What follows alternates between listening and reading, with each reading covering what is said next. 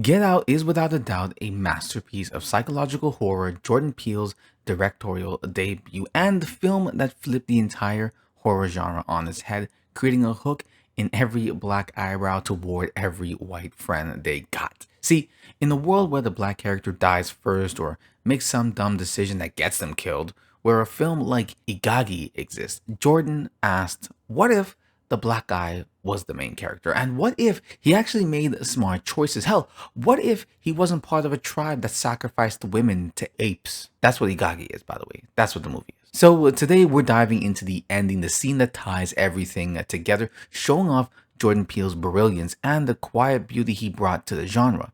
Inspired by a lack of good black representation throughout horror film culture, we Get Out. Now, a quick recap for anyone who needs a refresher, and for those that don't, check the timestamp below to skip ahead. Warning, spoilers, of course, we're literally talking about the ending here, people.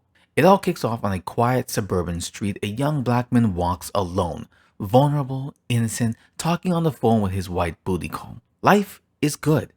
Then, headlights. A white car creeps up beside him, and of course, he picks up the pace. And before he can react, bam, a masked figure snatches him off the streets. Cut to Chris Washington, played by Daniel Kaluuya, a talented black photographer, grounded, cool, the kind of guy who notices things most people overlook. He's packing up for the weekend getaway to meet his white girlfriend's family. Every black man's biggest fear when dating a white girl. Scared that there could just be a Klan hood on the table as a centerpiece. But he's willing to go anyways. The girlfriend, Rose, played by Allison William, she's loyal. No. Fuck that. You don't have to give him your ID because you haven't done anything wrong. Quirky. Mention. Mom and Dad, my black boyfriend will be coming up this weekend, and I just don't want you to be shocked that he's a black man. And can't wait for Chris to meet the family. Everything's looking on the up and up, so they head upstate New York. We're talking trees, big houses, rich white liberals. What could go wrong? On the drive, they hit a deer, so rip Bambi. But when a cop shows up, NWA plays in my head effortlessly, so we skip that scene altogether. Then they finally arrive at the Armitage estate. It's like stepping into the I'm not racist, but Hall of Fame. That awkward, we're not racist energy. Her dad, Dean, brags that he would have voted for Obama a third time. Red flag number one, you're not an American, you're a commie. There are no third terms, sir. Her mom, Missy, offers to hypnotize Chris to help him quit smoking. There's nicotine patches for that. Red flag number two, that's witchcraft. And her brother, Jeremy, straight up serial killer vibes, coming off like a junior Calvin Candy. Red flag number three. So that night, Missy gets a moment to corner Chris. One moment she's stirring some tea, the next Chris is crying about letting his mom die from a hit and run, and the next he's sinking into the ether, falling backwards into an endless darkness. Like nothing happened, the next day a friendly garden party kicks off. Dozens of white guests swarm around Chris, smiling too wide, asking all the wrong questions like how big is it, how many baby mamas you got, how do you shower if you're scared of water, and none of these questions are the ones I asked, but they're just as weird, so it's close enough. It's like a slave auction dressed up as a country club mixer. The weirdest part, these people don't just fetishize blackness, they want to become it. There's a lot of racist imagery throughout this film, but these white characters want to become black people, or at least that's the service they're providing. They're basically trying to create more white people, or trying to create more black people. It's weird. I don't even know. It's still enslaving, using their bodies the way they want to use without consent, compensation, or a care for the person's well-being. But because they idolize blackness and black capability, black excellence, it changes a little bit. This creates a whole new level. It almost makes the KKK imagery misplaced. Like we need something new for this new age of racism. Then Chris spots another black man, Logan. Hurrah! But he's acting stranger than the black people from The Birth of a Nation. I'm kidding. There are no black people in Birth of a Nation. It's white people in blackface doing a caricature. When Chris takes a picture, the flash breaks Logan. And suddenly, Logan snaps. He's bleeding, he's shaking, he's screaming, get out, get out. And that's when everything starts unraveling. Chris stumbles onto a stash of photos, Rose with several black boyfriends before him, including the Armitage servants. The truth hits like post-nut clarity. She's in on it, and she's been in on whatever it is going on. Panicked, Chris tries to leave, but Rose dangles car keys just out of his reach. You're not going anywhere.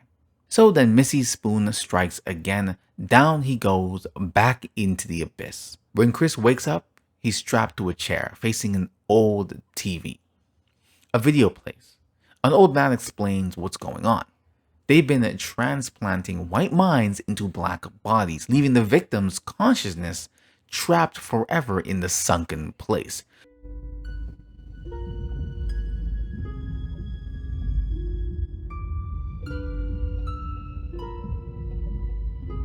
Now you're in the sunken place.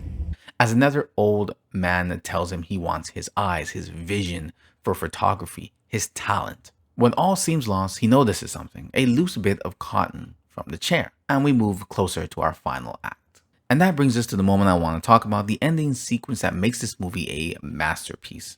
I want to start off here because the symmetrical framing in this shot is sinister. White girl dressed in white, drinking white stuff, all in front of her black boyfriend gallery. I mean, this girl is crazy, obviously, but the BBC gallery behind her, I'm getting this weird meme vibe. You know, that one with the girl on the couch? Yeah. Now, are these her trophies, her conquests? Most likely. Every good psychopath will tell you, you gotta have trophies to commemorate the memories. Either way, Jordan Peele couldn't have painted a more messed up image than this. I mean, she loves Black D, no doubt. Her family is fine with her doing this honeypotting method that she does to get her victims, rather than the son's method, which is just straight up kidnapping. I mean, his method is faster, but maybe for the hypnosis part, hers is more effective. Back on the cotton picking, which was a great touch, using it to block his ears and freeing himself from Missy's hypnotic control. A black man literally using cotton, a product of slavery, to escape modern day enslavement. Love it. With Jeremy, Dean, Missy all taken out, Chris has an opportunity to escape. This entire final stretch is pretty much about trauma and control, really, and how Jordan uses it to add tension. So Chris isn't just running for his life, he's fighting his past. Literally, the girl, physically, girlfriend of the past, and mother of the past. So it's more than one way. So we see the knight's helmet to start off with, worn by Jeremy when he does his kidnappings. Now, the clan obsession with medieval imagery runs deep. You know, back during their Reconstruction era, they wore hoods and robes to hide who they were. But over time, that disguise turned into a twisted fantasy. They started seeing themselves as white knights, defenders of some fake holy order, a mythology built entirely on made-up history. It's actually quite sad. But anyways, with only 11 minutes left in this film, there's so much more time to build the tension, so let's get back into that and the alerting of this freakazoid over here. So the guilt over his mother's hit and run and the trauma is running overtime. He's in a situation where he was about to, or it still can be, put in a mental prison forever. But he had to go back to try and save her. Visually, Peele mirrors Rose and Chris here, which I really thought was cool. Going from a profile shot of Rose to her turning toward the camera, it's very predatory-like. Then from Chris's profile, he looks away. It's more of a survival, a redemption. So you got the two profiles, the two mindsets, foreshadowing their soon-to-be collision, facing sort of the opposite direction. Him looking back toward the house, her looking away from the house. Now, is this a stupid move? Yes, it obviously is. We, the audience, know this. Made worse from Rose's line here.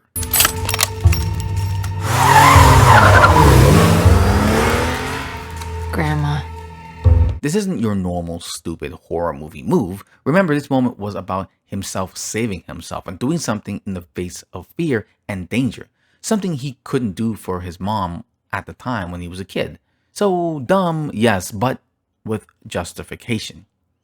And I don't know if Jordan did this on purpose. I think he did. His mind seems to kind of work this way. Short of the little round hat, Rose looks like she's dressed to hunt game right now. No? I mean, Dean, her father, was killed by a buck that Chris used to stab him. But black buck was a derogatory term used for black people. So there's that too. Anyways, it doesn't take long for Grandma to wake up and mess everything up, that slow zombie-like rise that she does. But ultimately, Grandma gets herself killed, so that took care of itself, really. Now, despite my comments earlier about her looking like she's hunting game, She is a terrible, terrible shot and needs Grandpa to come running in to save the day.